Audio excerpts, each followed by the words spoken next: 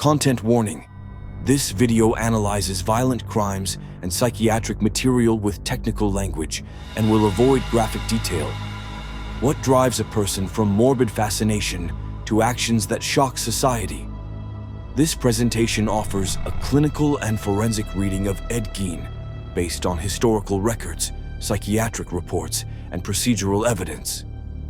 Our aim is to clarify plausible psychological patterns and contextual factors without romanticizing or excusing. Gein's early environment was marked by rural isolation and a domineering religious maternal figure. Historical sources document rigid moral instruction, the death of his father, and progressive social withdrawal. Such formative conditions, emotional dependence, intense guilt narratives, and scant social support are recurring elements in forensic biographies that raise vulnerability to maladaptive coping. Behavioral reports from neighbors, employers, and police describe increasing reclusiveness, fixation on burial practices, and deterioration of social functioning.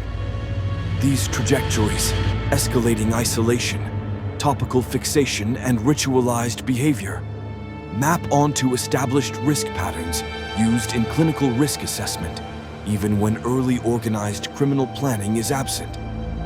Period psychiatric evaluations indicate severe impairment in judgment and symptoms that can be read as psychotic features combined with personality dysfunction and atypical paraphilic interests.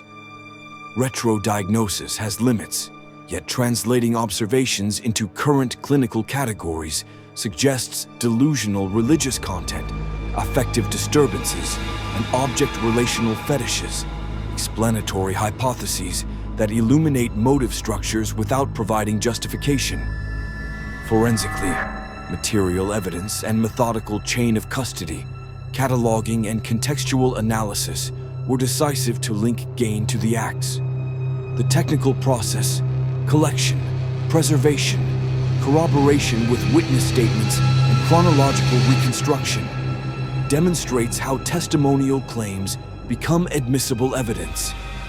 An integrative interpretation points to convergence, individual predisposition traits, possible psychopathology, environmental triggers loss, isolation and cultural reinforcements, taboos, moral absolutism.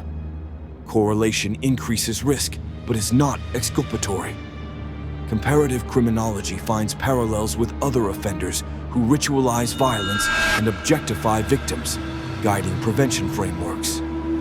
Legally and ethically, the case raises issues of criminal responsibility, psychiatric treatment, and media ethics.